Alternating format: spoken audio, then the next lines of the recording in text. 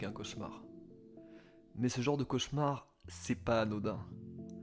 À l'âge de 16 ans, j'ai vécu un accident de voiture qui a failli me tuer. J'entends encore mon meilleur ami en pleurs dans l'ambulance me dire Reste avec nous. Allez, mon pote, respire. « Il paraît que quand un homme voit sa fin proche, il se demande obligatoirement si sa vie a eu un but. Mais à cet âge-là, on ne réalise pas vraiment que la vie peut être très courte et surtout qu'on peut la perdre à tout moment. On se fout de savoir comment on va parler de nous, si on a été un héros, un mec ordinaire ou un gros psychopathe. On a le temps de se poser toutes ces questions. Ouais.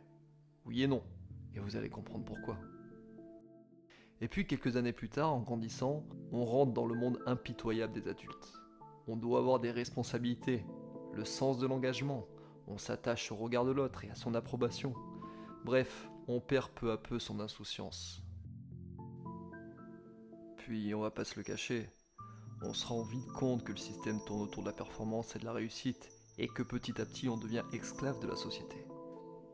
Tenez, regardez, ça, c'était moi avant.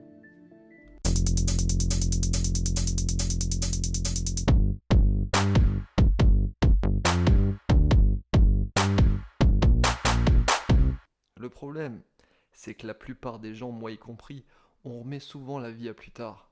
Et pendant ce temps, elle s'enfuit.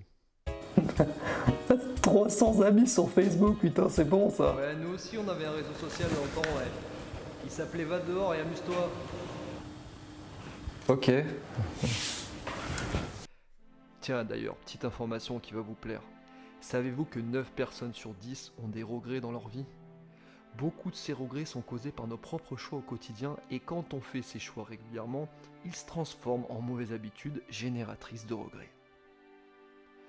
Maintenant, je vais vous raconter une histoire. Quand j'avais 22 ans, je suis sorti avec une fille extraordinaire qui s'appelait Nathalie. Elle avait tout pour elle. Mais le problème, c'est que j'étais tellement préoccupé par la réussite que je passais très peu de temps à ses côtés. Et je trouvais toujours un bon prétexte pour mettre nos rendez-vous à plus tard. Et puis un jour, nous sommes séparés. Et au fil du temps, elle est sortie avec un ami à moi. Et pendant leur courte histoire, ils décidèrent un soir de sortir en moto pour aller au resto. Mais à leur retour, ils ont eu un accident et Nathalie n'est jamais revenue. Le premier mot qui me vient à l'esprit, c'est pourquoi. Pourquoi, putain. Pourquoi, putain. Pourquoi si jeune ? Pourquoi moi j'ai survécu à un accident et elle y est restée ? Mais surtout, la deuxième chose que j'ai réalisée, c'est que la vie pouvait s'arrêter à tout moment. Et là, je me suis promis une chose, ne jamais remettre à plus tard mon bonheur. Et quand je me suis rendu à son enterrement, je peux vous dire une chose. On avait tous le regard braqué sur sa photo, et je me suis posé cette question. Quels seraient mes regrets si je devais mourir aujourd'hui ?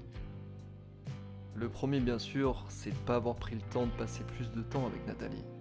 Mais il y en avait tellement d'autres. Et savez-vous quels sont les 5 plus grands regrets des gens avant de mourir ? Je vais vous les dire tout de suite. J'aurais voulu avoir le courage d'exprimer mes sentiments. Je regrette de ne pas être resté en contact avec mes amis. J'aurais aimé m'autoriser à être plus heureux. J'aurais aimé avoir le courage de vivre comme je le voulais. Et enfin... Putain, j'ai passé cette putain de vie à bosser, putain. Pourquoi au final ? Hein, pourquoi ? Et comme le dit si bien la phrase du film Le bon, la brute et le truand. Tu vois, le monde se divise en 2 catégories. Ceux qui ont un pistolet chargé et ceux qui creusent. Toi, tu creuses. Et vous, si vous deviez mourir aujourd'hui, auriez-vous des regrets ? C'est ça la question.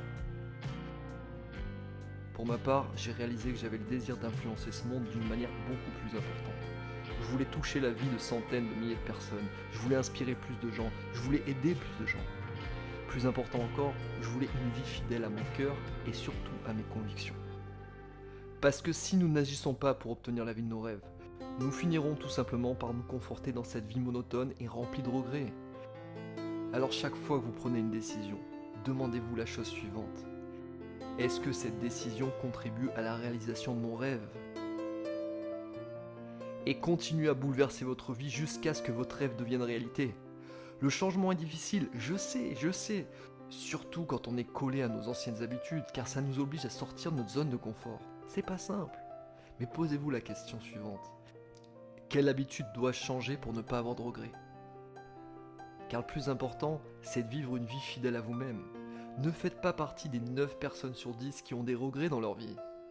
Et s'il vous plaît, la chose la plus importante, n'attendez pas de vous retrouver sur votre lit de mort pour vous poser toutes ces questions.